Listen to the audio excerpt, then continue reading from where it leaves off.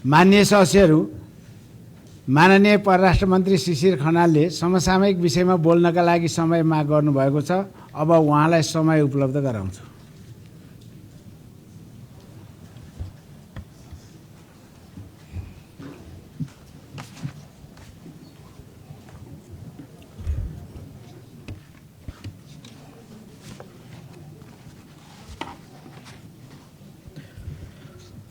सम्माननीय अध्यक्षज्यू, माननीय सदस्यज्यूहरू, नेपालको संविधान, परराष्ट्र नीति र अन्तर्राष्ट्रिय सम्बन्धका स्थापित मान्यताप्रति हामी प्रतिबद्ध रही सरकारले सुशासन र आर्थिक समृद्धि हासिल गर्ने विषयलाई प्राथमिकतामा राखी काम गरिरहेको छ।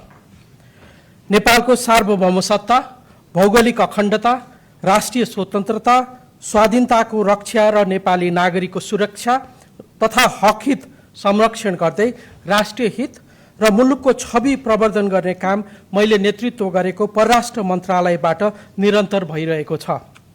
मन्त्रालयबाट सम्पादित कामका विषयमा समय समयमा सम्मानित सदन र सम्बन्धित समितिहरूमा जानकारी गराउँदै आएको र यो क्रम जारी रहने ब्यौरा पनि म निवेदन गर्न चाहन्छु।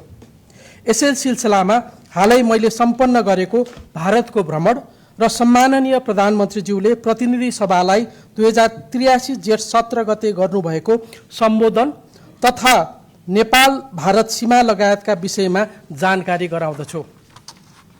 सम्माननीय अध्यक्षज्यू, मान्य सदस्यज्यूहरू, मित्रराष्ट्र भारतका विदेश मन्त्री महामहिम डाक्टर एस जयशंकरको सौहार्दपूर्ण निमन्त्रणामा मैले 2083 जेठ 22 देखि 24 गतेसम्म भारतको 3 दिने औपचारिक भ्रमण सम्पन्न गरी फर्केको छु।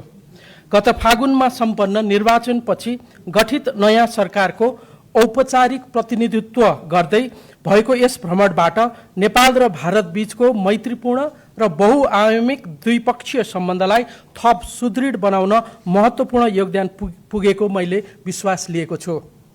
यो भ्रमणका क्रममा 2083 जेठ 23 नयाँ दिल्लीमा भारतका विदेश मन्त्री महामहिम डाक्टर एस जयशंकरसँग औपचारिक भेट र प्रतिनिधि मण्डल स्तरीय वार्ता सम्पन्न भएको छ।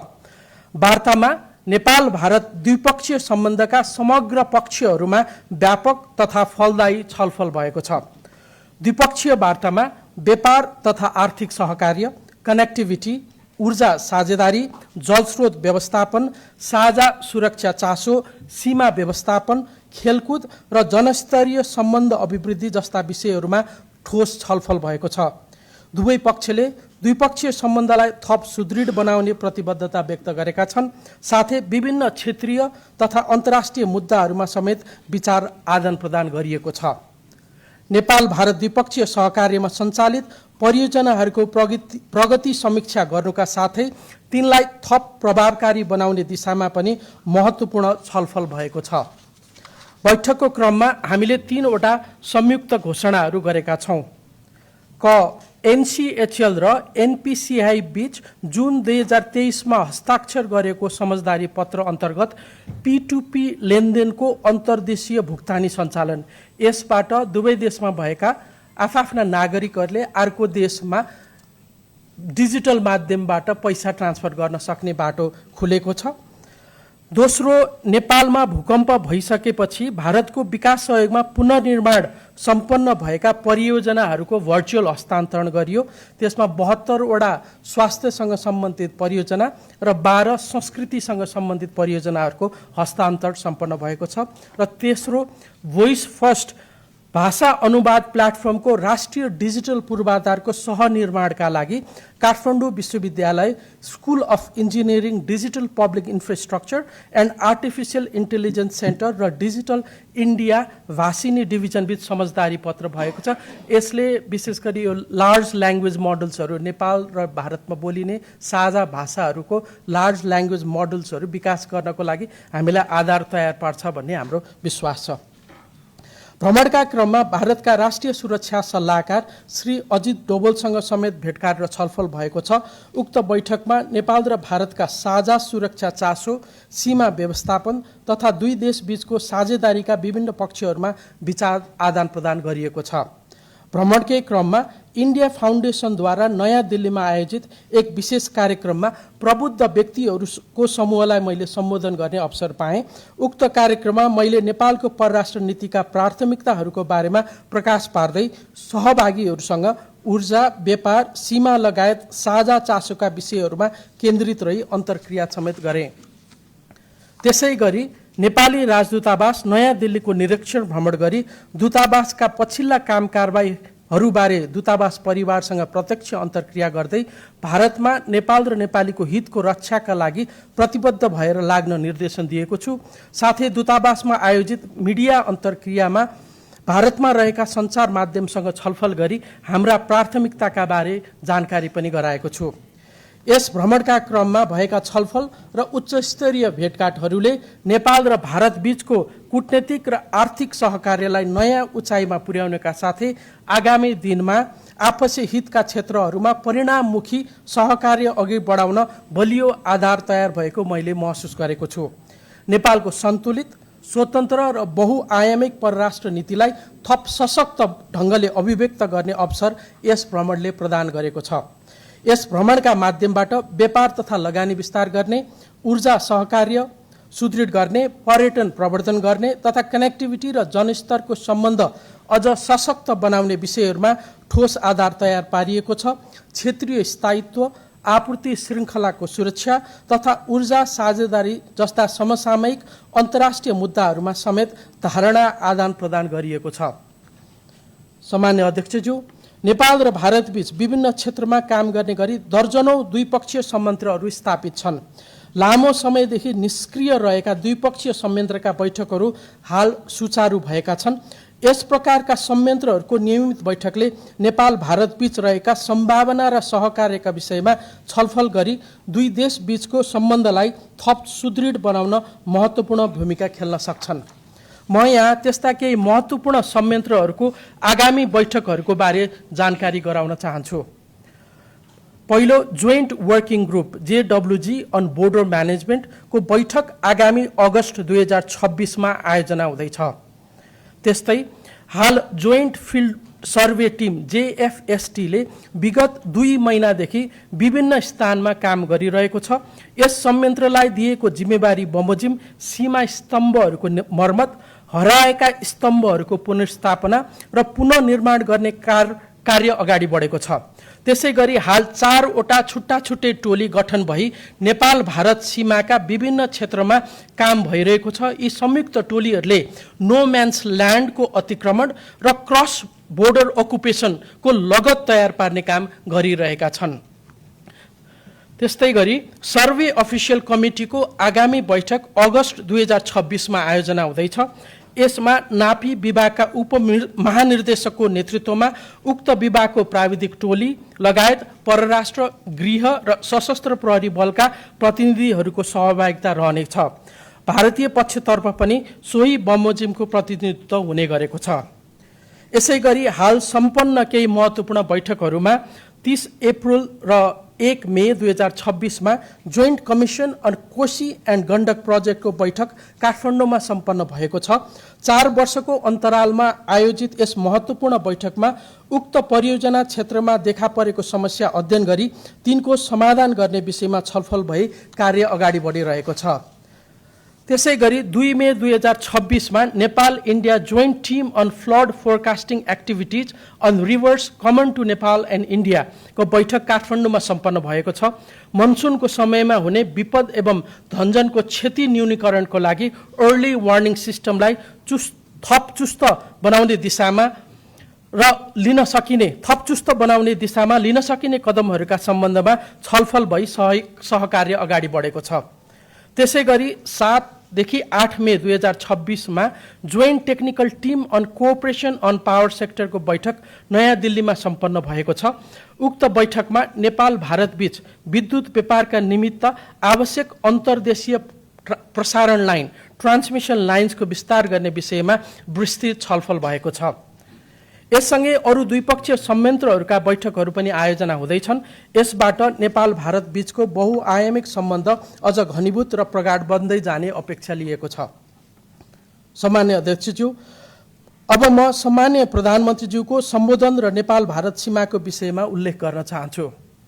सम्माननीय प्रधानमन्त्रीज्यूले 2083 जेठ 17 गते सङ्घीय संसदको प्रतिनिधि सभामा प्रश्नोत्तरका क्रममा नेपालको सीमाको विषय उल्लेख गर्दै द्विपक्षीय वार्ताद्वारा समस्या समाधानमा सरकार प्रतिबद्ध रहेको बताउनु भएको थियो।